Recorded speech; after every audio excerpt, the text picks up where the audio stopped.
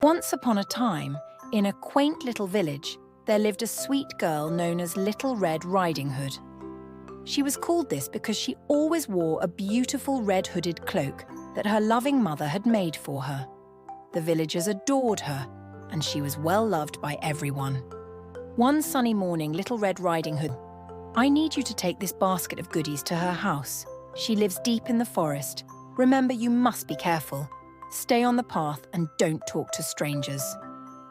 Little Red Riding Hood nodded eagerly, promising to be cautious.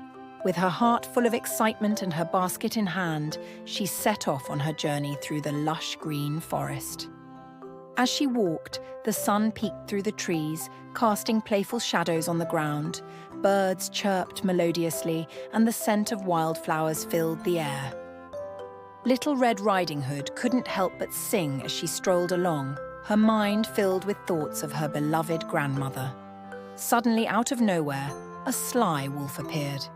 He had a glint of mischief in his eyes. "Hello there, little girl," he said in a charming voice. "Where are you going all alone in the forest?"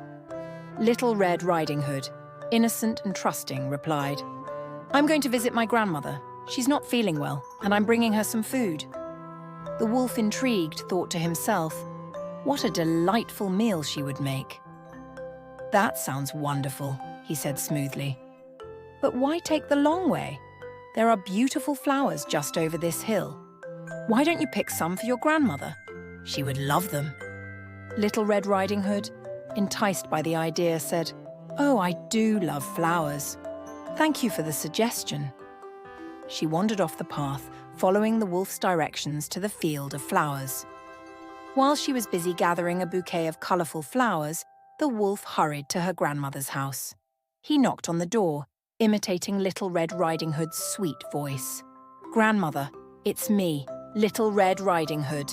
"Come in, dear," called the grandmother from her bed, unaware of the danger lurking outside. As the wolf entered, he quickly gobbled up the poor grandmother and put on her nightgown and cap, climbing into bed to wait for Little Red Riding Hood. After picking a delightful assortment of flowers, Little Red Riding Hood finally made her way to her grandmother's house. When she arrived, she noticed the door was slightly ajar. A strange feeling washed over her, but she shook it off. "It's just my imagination," she whispered to herself. She pushed the door open and called out, "Grandmother, it's me, Little Red Riding Hood." From the darkened room, a faint voice replied, "Come in, my dear."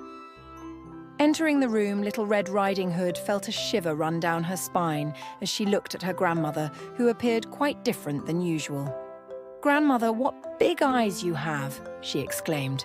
"All the better to see you with, my dear," the wolf replied, trying to suppress a growl. "And what big ears you have," she said, growing more concerned. "All the better to hear you with." The wolf grinned, his sharp teeth showing. "Grandmother, what big teeth you have," she said, her voice trembling now. "All the better to eat you with," roared the wolf, leaping out of bed. Just then, a brave hunter who was passing by heard the commotion inside the house. He rushed in, sword drawn, and shouted, "What's going on here?" Upon entering, he saw the wolf about to pounce on Little Red Riding Hood. Without a moment's hesitation, the hunter sprang into action, quickly cutting the wolf open. To everyone's surprise, out jumped the grandmother, safe and sound. Little Red Riding Hood hugged her grandmother tightly, tears of relief streaming down her cheeks. "Thank you for saving us," she cried, looking up at the hunter with gratitude.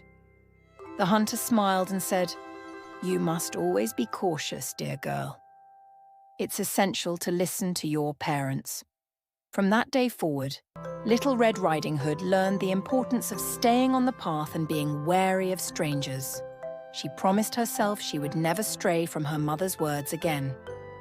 As they sat together, the grandmother prepared a warm cup of tea for Little Red Riding Hood. They shared stories and laughter, grateful for the bond they had and the adventure that had brought them even closer. And so, Little Red Riding Hood and her grandmother lived happily ever after, always remembering the lessons learned in the forest. What would you advise Little Red Riding Hood? Please share your thoughts in the comments.